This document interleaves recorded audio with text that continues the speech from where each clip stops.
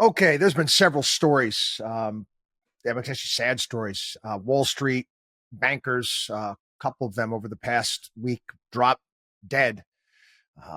Blood clots, other things that normally young people don't encounter. And it's bringing up again, it's been in the news, talking about Wall Street's work culture, 100-hour plus a week culture that these bankers have to go through. And you're seeing story after story coming out, and various different young bankers off the record, talking about sleeping 4 to 5 hours a night, sleeping in bathroom stalls, and all of this, and then you get the, they're going to say, oh, this is necessary. This is how we weed people out and all that good stuff. I'm going to tell you what's really behind it.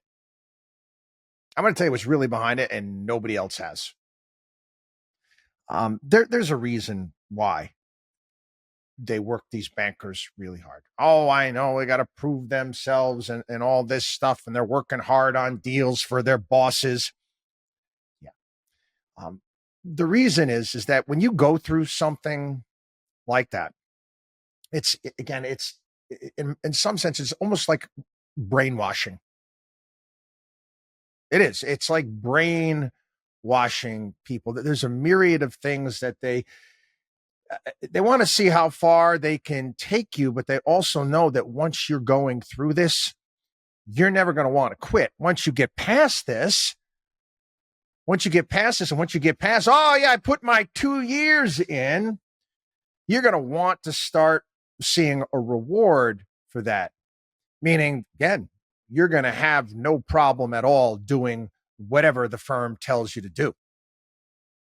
You're going to say to yourself, I went through all of that for 2 years.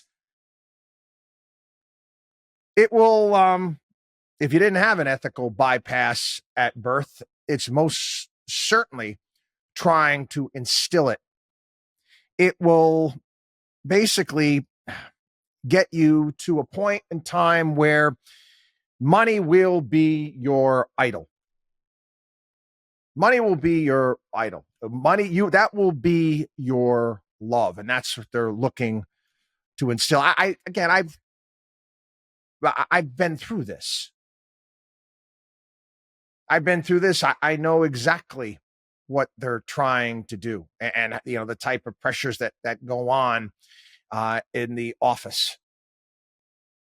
And I mean, there's other things they even do once you get to that point in time, looking you to, pushing you to buy certain automobiles and houses that you might not necessarily need nor can afford. But again, you got bills that you have to pay. You're going to do what it takes to pay those bills.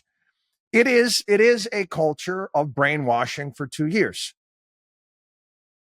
It is. I'm people. It's not about, trying to work them to the bone to see who can hack. I mean, I can understand that that's a part of it. But the reality is once you go through something like this and you're a part of that firm's culture, you're going to do anything for the firm. You spend 2 years destroying yourself and your health for them, and then you're done. You're going to do whatever they tell you to do so you can start getting paid. That's the point. You get it? That is the point. A lot of times people, you can see this, they have the bankers come in. You got to be in the office on time, right? You might be doing nothing but stupid busy work until 3 o'clock, 4 o'clock in the afternoon. Then all of a sudden they drop something on you, and then you got to stay at the office until 2 o'clock in the morning to get it done. They do that on purpose.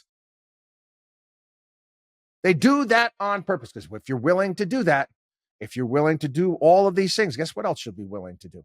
You'll be willing to, craft. You'll be able to justify in your mind. You'll find a way, again, after justify in your mind, creating a crappy financial product and sell it to your customers. All on the guys, you know what? I'm doing it for the firm. That's why, people. Okay. It is a culture. The 100-hour plus a week Wall Street culture is a culture of brainwashing. WatchDog on WallStreet.com.